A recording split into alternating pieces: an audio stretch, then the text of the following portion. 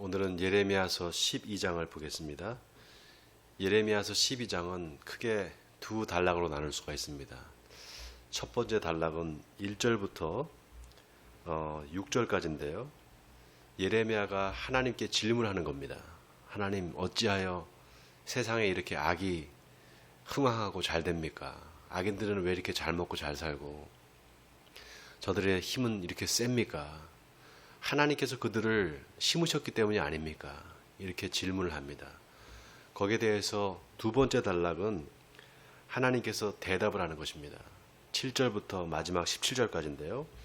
그 대답은 두 가지로 구분됩니다. 첫 번째, 하나님께서 예레미야에게 이렇게 말을 합니다.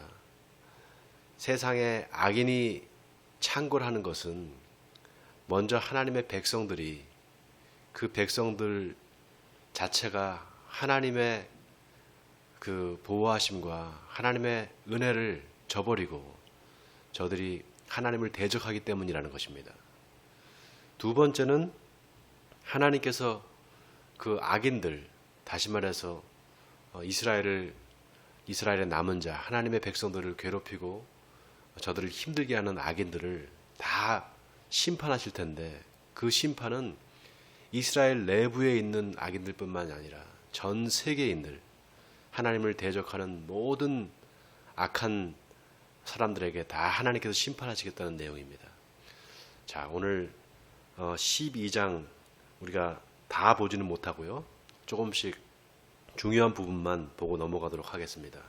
먼저 1절입니다. 여호와여, 내가 주와 변론할 때에는 주께서 의로우시니이다. 그러나 내가 주께 질문하옵나니 악한 자의 길이 형통하며 반역한 자가 다 평안하면 무슨 까닭이니이까?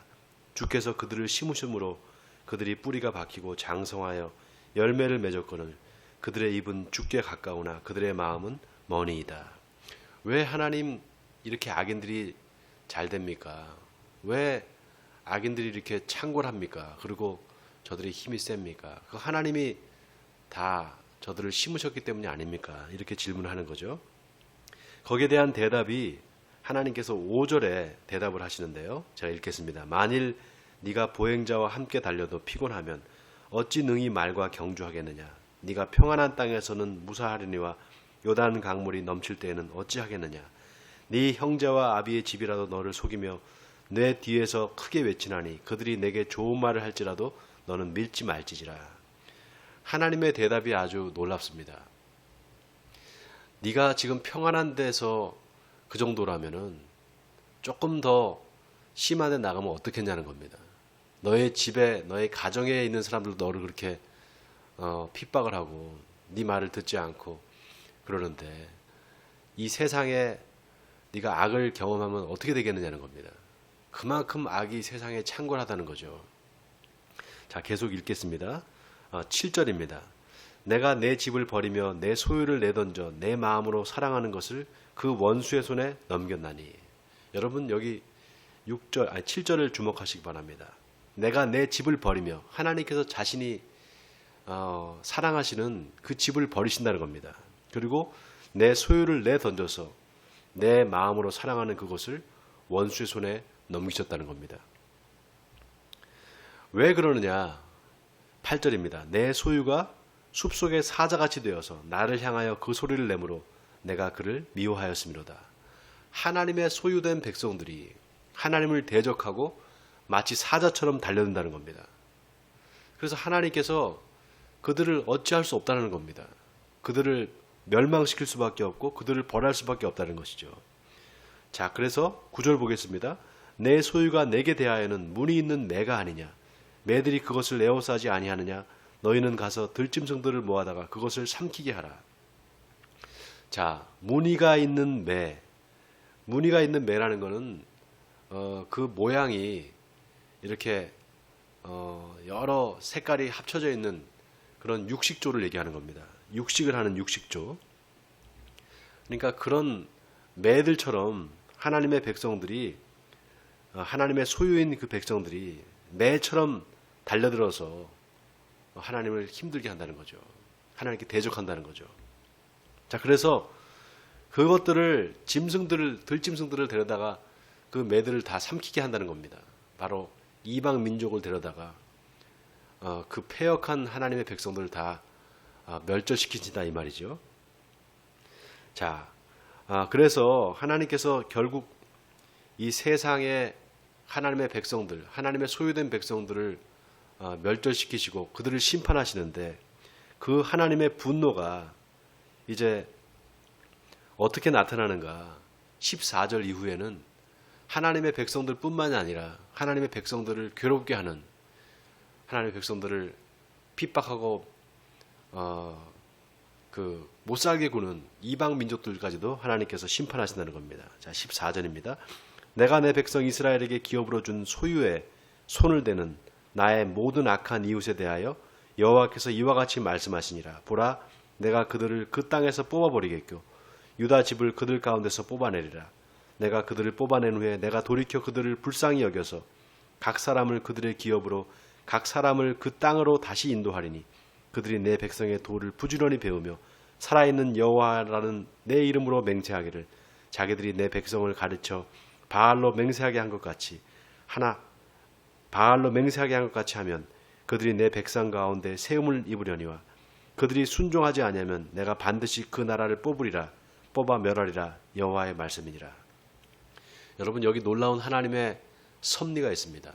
하나님께서 이스라엘 백성들을 사랑하셨지만 그들을 다시금 이방 민족들을 들어서 그들을 심판하신 이유는 이스라엘 백성들을 정결케 하시기 위하고 또 그들을 하나님의 백성으로 온전히 세우기 위함이었습니다.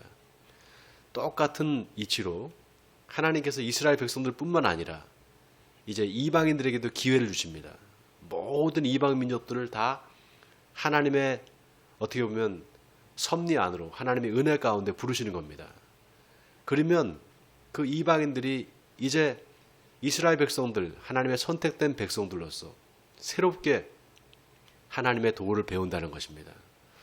그래서 여기 결국 하나님께서 말씀하시는 하나님의 선택한 백성들, 하나님의 선택된 이스라엘은 이스라엘 민족을 얘기하는 게 아닙니다. 민족이 아니라 바로 영적 이스라엘, 하나님의 말씀을 순종하고 그 말씀대로 따라 사는 사람들, 그 사람들이 바로 하나님의 백성이라는 것입니다. 그들이 하나님의 백성으로 부름을 받아서, 다시 말해서 이방인들이 다 하나님의 은혜 가운데로 들어와서 복음을 믿고 하나님의 자녀가 되어서 하나님의 말씀을 순종하고 살아갈 때, 그때 또 한 번에 하나님께서 경고를 주십니다. 자, 바로 오늘 17절입니다. 그들이 순종하지 아니하면 내가 반드시 그 나라를 뽑아 멸하리라. 여호와의 말씀이니라. 여러분, 예레미야서 12장의 말씀을 곰곰이 한번 묵상해 보시기 바랍니다. 하나님이 얼마나 공의로우신 분인지. 하나님은 사랑의 하나님이십니다. 그러나 하나님은 공의의 하나님이십니다. 이 하나님의 사랑과 공의가 완전히 하나인 것, 이 하나의 진리를 우리가 깨닫지 못하면 하나님의 자녀로서의 자격이 없습니다. 하나님의 자녀는, 하나님의 백성은 하나님의 사랑과 공의를 분명히 깨달아 아는 사람입니다. 그때 그 균형을 잡고 그 긴장 속에서, 하나님의 사랑과 공의의 긴장 속에서 늘 자기 자신을 똑바로 하나님의 말씀대로 순종하고 살기를 결단하고 살아가는 사람들, 그 사람들이야말로 하나님의 나라를 유업으로 얻을 사람인 것입니다. 사랑하는 성도 여러분, 오늘 이 예레미야서 12장의 말씀을 기억하시면서 오늘 하루도 주님 말씀을 붙잡고 씨름하며 세상을 향해 진리의 복음을 전하는 저와 여러분이 되기를 주님의 이름으로 간절히 축원드립니다. 우리 기도하겠습니다. 하나님 아버지, 오늘 하나님께서 예레미야 선지자를 통해서 말씀하시는 그 하나님의 공의의 음성을 듣습니다. 하나님은 공의로우신 하나님이심을 오늘 예레미야가 증명하고 있습니다. 또 하나님의 말씀이 증명하고 있습니다. 하나님은 악인을 심판하시는 하나님이시오, 의인을 하나님의 백성으로 부르시는 하나님이신 줄 믿습니다. 모든 사람이 하나님의 은혜 가운데 들어오게 되고 예수 그리스도의 십자가의 복음의 사건을 통해서, 그 십자가의 죽음을 통해서 모든 세상 사람들의 죄가 다 사해졌고 이제 그 복음을 믿기만 하면 모두 하나님의 자녀가 될 수 있는 특권을 하나님께서 주신 줄 믿습니다. 그러나 하나님의 백성으로 부름받은 사람들이 이제 하나님의 말씀에 순종하지 않을 때 하나님은 공의로 심판하신다고 오늘 말씀하고 있습니다. 이 마지막 시대에 하나님, 우리가 하나님의 자녀로서 이 세상을 살아갈 때 공의로 살아가는 우리들 되어서 주님을 기쁘시게 하는 우리 에베네셀 교회 성도들이 다 되게 해주시옵소서. 이 모든 말씀 우리 주 예수 그리스도 이름으로 기도하옵나이다. 아멘.